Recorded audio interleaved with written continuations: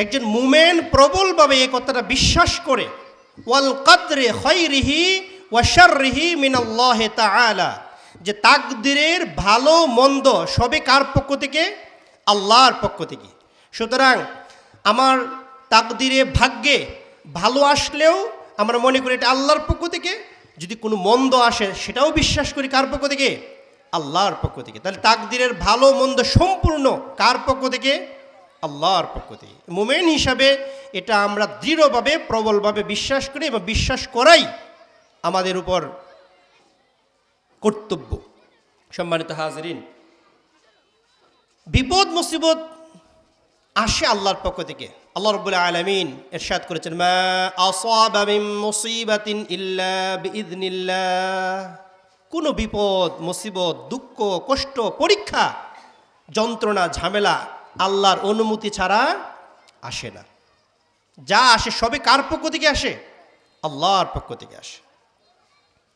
একজন ব্যক্তি যদি প্রহরিত হয়, কারো দ্বারা মানে পিটুনি খায়, সে যদি কান্নাকাটি করে বলে যে আমি তো পিটুনি খাইছি, মার খাইছি, তখন আপনি চিন্তা করবেন এটা তো দেখা দরকার, এটার বিচার করা দরকার। তখন আপনি যদি জিজ্ঞেস করেন তোমাকে কে মারছে, তখন সে যদি বলে আমার আব্বা মারছে, তখন আপনি বলবেন আহা, তা তোমার বাবা মারছে, এখানে আমি কি ইয়া করব? তার মানে তোমার বাবা যদি তোমাকে মেরে থাকে তাহলে নিশ্চয়ই যুক্তিযুক্ত কারণ আছে, আর যতটুকু তোমাকে শাস্তি যতটুকু দিয়েছে ততটুকু উপযুক্ত ছিলে বিদায় তোমার এই শাস্তি পেয়েছো। তখন আমরা নির্ভয়ে থাকি যে না, তার বাবা যেহেতু মারছে তাহলে উপযুক্ত কারণেই মারছে, যতটুকু মারা দরকার ততটুকুই মারছে। তো যিনি বিপদ মুসিবত দেন তিনি কে? আল্লাহ। তাহলে আল্লাহ যদি আমাদেরকে বিপদ মুসিবত দেন, আল্লাহ তাআলা কে? হুয়া মাওলানা, তিনি আমাদের অভিভাবক। আমাদের অভিভাবক যদি আমাদের উপর কোনো বিপদ মুসিবত দেয় তাহলে এটা আমাদের জন্যই কি? উপযুক্ত, এটা আমাদের জন্যই কল্যাণকর, এটা আমাদের জন্য রহমত, এটা আমাদের জন্য আল্লাহর পক্ষ থেকে এটার দয়া। আমরা কে? আমরা হচ্ছে মুমিন, আমরা বিশ্বাস করি তাকদীরের ভালো মন্দ আল্লাহর পক্ষ থেকে। ওয়া আলাল্লাহি ফালিয়াতাওয়াক্কালিল মুমিনুন। সুতরাং মুমিন হিসাবে আমাদের আল্লাহর উপরে কি করা উচিত? ভরসা করা উচিত। তাহলে যদি বিপদ মুসিবত আমাদের উপর আসে তাহলে বুঝতে হবে আমাদের উপরে বিপদ মুসিবত এসেছে আল্লাহর পক্ষ থেকে। কি? আল্লাহর পক্ষ থেকে এসেছে। এমত অবস্থায় আমাদের উচিত আল্লাহ তাআলার প্রতি কি করা? তাওয়াক্কুল করা, ভরসা করা। বিপদ মুসিবত দুঃখ কষ্ট ঝামেলা কোনো ধরনের ক্ষয়ক্ষতি যদি আমাদের উপর আসে তাহলে আমাদের উচিত হচ্ছে ওয়াস্তাঈনু বিস-সাবরি ওয়াস-সালাহ, ধৈর্য এবং নামাজের মাধ্যমে আল্লাহ তাআলার কাছে সাহায্য প্রার্থনা করা। সম্মানিত হাজিরিন, বিপদ মুসিবতে আমরা যদি কখনোই উপনীত হই, মুখোমুখি হই, তাহলে বিশ্বাস করতে হবে এই বিপদ মুসিবত আল্লাহ কী জন্য দিয়েছেন? আমাদেরকে পরীক্ষা করার জন্য। দেখেন যে আমরা এই বিপদ মুসিবতে আল্লাহর উপর ভরসা করি কিনা, এই বিপদ মুসিবতে আমরা আল্লাহর কাছে ধৈর্যের মাধ্যমে সাহায্য প্রার্থনা করি কিনা, বিপদ মুসিবতে উত্তরণের জন্য আমরা নামাজের মাধ্যমে আল্লাহর কাছে সাহায্য চাই কিনা। সম্মানিত উপস্থিতি, কোনো ধরনের ক্ষয়ক্ষতি বিপদ মুসিবত দুঃখ কষ্টে উপনীত হলে আমাদেরকে প্রবলভাবে ওই কথাটা স্মরণ করতে হবে যে কথাটা আল্লাহ তাআলা, আল্লাহ রাব্বুল আলামিন বলেছেন, কুল লা ইউসিবানা ইল্লা মা কাতাবাল্লাহু লানা। আপনি বলুন যে কোনো বিপদ মুসিবত দুঃখ কষ্ট তোমাকে স্পর্শ করতে পারবে না যে বিপদ মুসিবত দুঃখ কষ্ট তোমার জন্য আল্লাহ লিখে রেখেছেন তা ছাড়া। তার মানে আল্লাহ আমাদের জন্য যতটুকু বিপদ মুসিবত পরীক্ষা লিখে রেখেছেন এর বাইরে কিছুই হবে না, এটা প্রবলভাবে বিশ্বাস করতে হবে।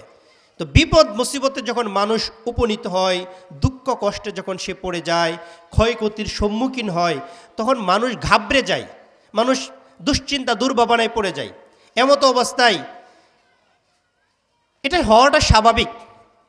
মানুষ বিপদে পড়লে, দুঃখ কষ্টে পড়লে ঘাবড়ে যায়, দুশ্চিন্তা দুর্ভাবনায় সে নিমজ্জিত হয়, এটা স্বাভাবিক একটা প্রক্রিয়া। কারণ আল্লাহ বলেছেন, ওয়া ইযা মাসসাহুশ শাররু জাজুআ, যখন মানুষকে বিপদ মুসিবত দুঃখ কষ্ট স্পর্শ করে তখন সে কি করে?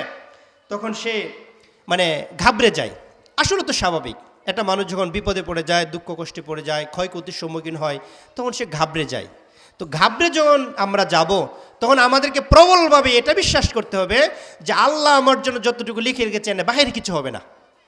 আর আমি যেহেতু মুমিন, সুতরাং আমার উচিত হবে আল্লাহর উপর ভরসা করা। আর ভরসাকারীর জন্য আল্লাহ কি যথেষ্ট। একজন মুমিন হিসাবে আমরা যখন কোনো বিপদ মুসিবতে দুঃখ কষ্টে উপনীত হব, তখন আমরা প্রথম কাজ হচ্ছে মুখ দিয়ে এই কথাটা বলা, ইন্না লিল্লাহি ওয়া ইন্না ইলাইহির রাজিউন। একজন মুমিন, একজন মুসলিম বিপদ মুসিবতে পড়ে কখনো মুখ দেয়া হাহুতাশ করবে না, হতাশ হবে না, মুখ দেয়া সে ডিপ্রেশন ফিল করবে না। সে কি করবে? মুখ দিয়ে প্রথম এই কথাটা বের করবে, ইন্না লিল্লাহি ওয়া ইন্না ইলাইহির রাজিউন।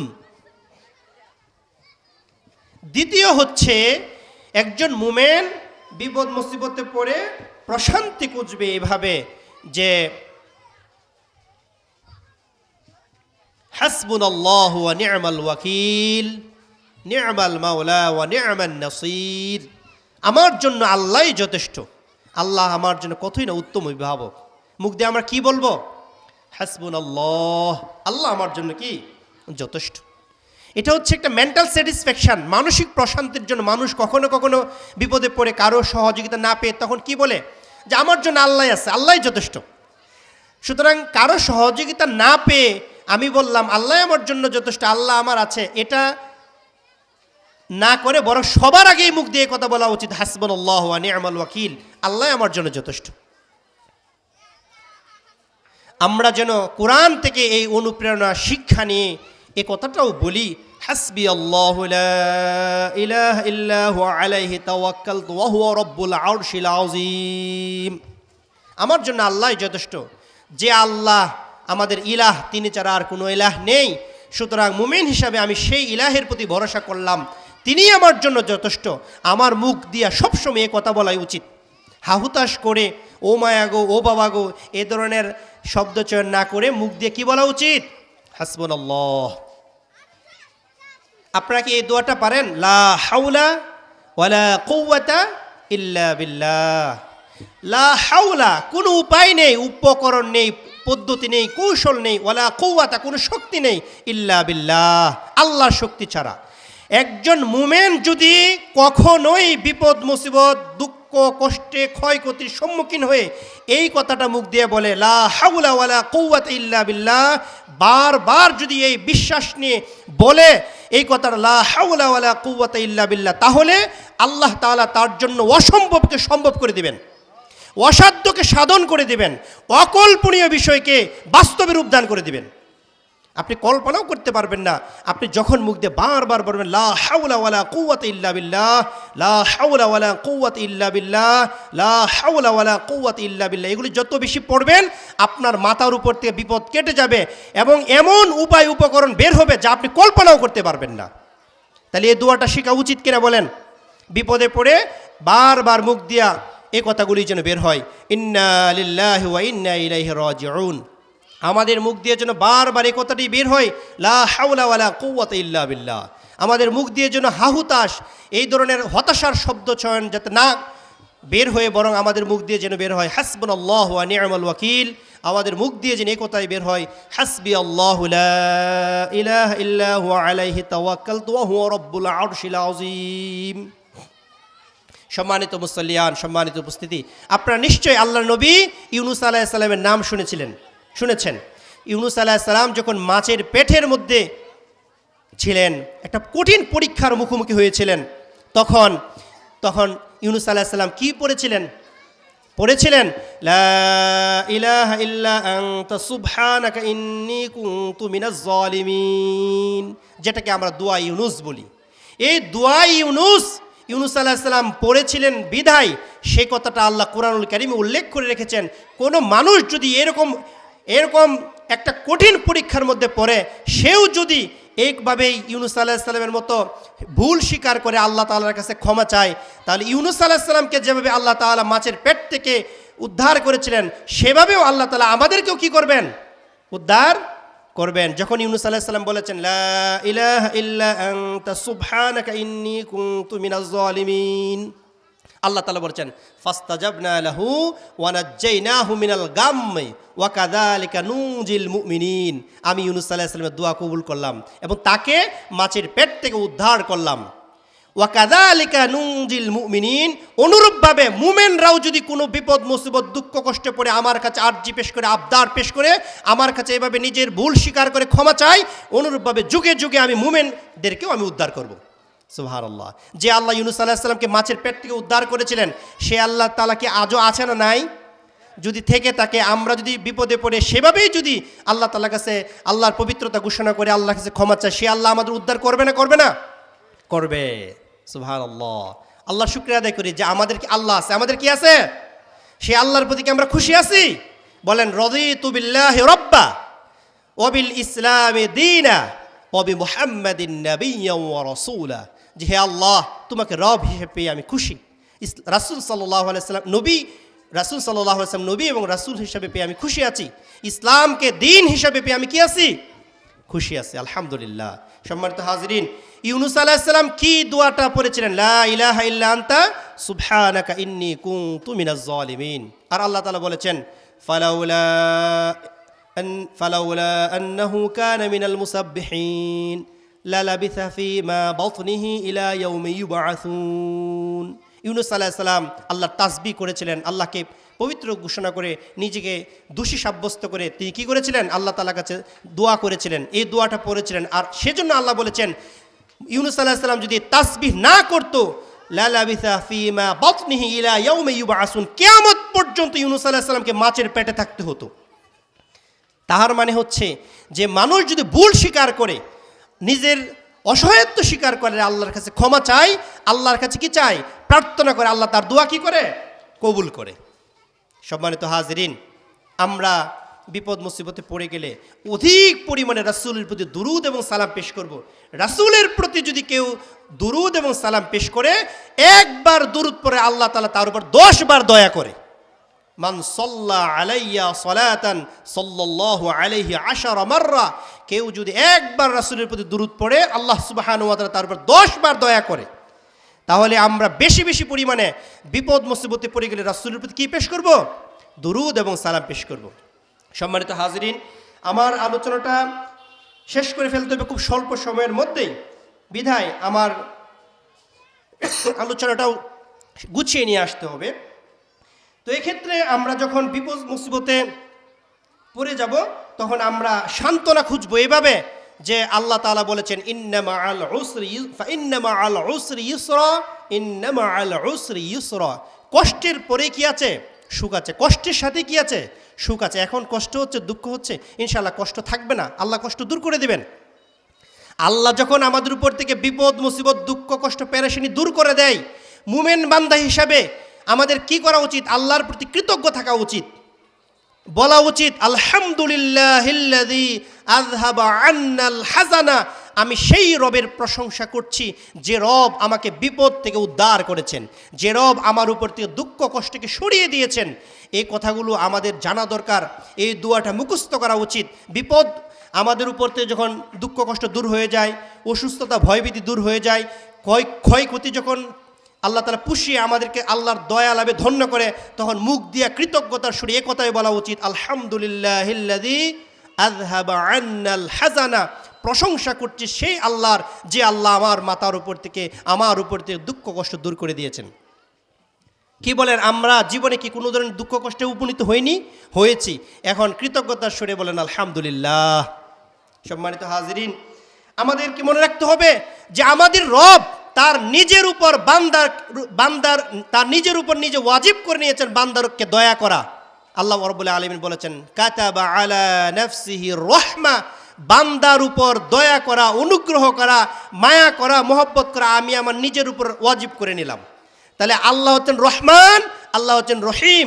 সুতরাং আমার উচিত হবে আমি যখন কোনো দুঃখ কষ্টে অসুস্থতা ভয় ভীতি পেরেশানিতে নিমজ্জিত হয়ে যাই, আমার উচিত হবে আমার রবের কাছে এই কথা বলা, আল্লাহ তুমি রহমান, তুমি রহিম, তুমি রহমান এবং রহিম নামের উসিলায় তুমি আমার উপর দয়া করো, তুমি আমার উপর অনুগ্রহ করো। আমাদের উচিত হচ্ছে যে আমরা দুঃখ কষ্টে পেরেশানিতে পড়ে গেলে আমাদের উচিত হচ্ছে ওযু করে জায়নামাজের মধ্যে বসে 2 রাকাত নামাজ পড়ে আল্লাহর কাছে এইভাবে পেশ করে, আল্লাহ তুমি হচ্ছে আমার অভিভাবক, উফাউযিদু আমরি ইলাল্লাহ, আমি আমার এই দুঃখ কষ্ট অভিযোগের বিষয়টা আমি তোমার কাছে সমর্পণ করলাম।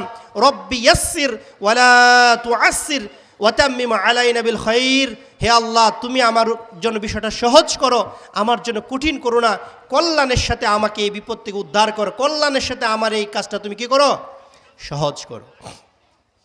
সম্মানিত হাজিরিন, সম্মানিত উপস্থিতি, এই আয়াতগুলো হচ্ছে আমাদের জন্য সান্ত্বনা। এই আয়াতগুলো থেকে আমরা প্রশান্তি খুঁজব।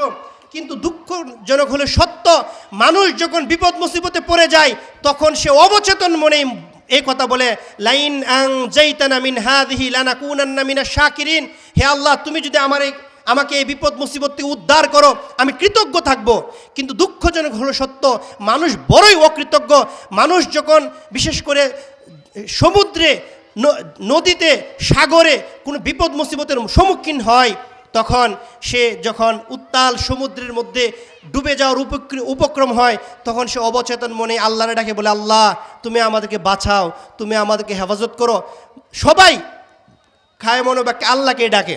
কিন্তু আল্লাহ তাআলা যখন দয়া করে অনুগ্রহ করে সাগরের পারে নদীর কিনারায় তাকে নিয়ে বাঁচিয়ে নিয়ে যায়, সাথে সাথে শিরক করে বলে, এই মাঝি না থাকলে আজকে খবর আছে। তার মানে কি, সাথে সাথেই তিনি কি করলেন, সাথে সাথেই তিনি অকৃতজ্ঞ হয়ে গেলেন। এই জন্য আল্লাহ তাআলা বলে, আল্লাহ রাব্বুল আলামিন বলেছেন, ফাইযা রাকিবু ফিল ফুলকি দাআউল্লাহ মুখলিসিনা লাহুদ্দিন। মানুষ যখন সমুদ্রে যাতায়াত করে, সাগরে উত্তাল সমুদ্রে সে চলাচল করে, জাহাজ যখন ডুবে যাওয়ার উপক্রম হয়, তখন সে মুখলিসিন লাহুদ্দিন, খালেসভাবে একনিষ্ঠভাবে আল্লাহকে ডাকে। ফালাম্মা নাজ্জাহুম ইলাল বাররে, আল্লাহ যখন দয়া করে সাগরের কিনারে নিয়ে যায়, ইযা হুম ইশরিকুন, সাথে সাথে শরিক করে বসে। আস্তাগফিরুল্লাহ। একটা মানুষের সন্তান হয় না, এটা কত বড় মুসিবত। তার কোনো ছেলে নাই, মেয়ে নাই, 12 বছরের সংসার, 20 বছরের সংসার, সন্তান হচ্ছে না, এটাও তো একটা পরীক্ষা।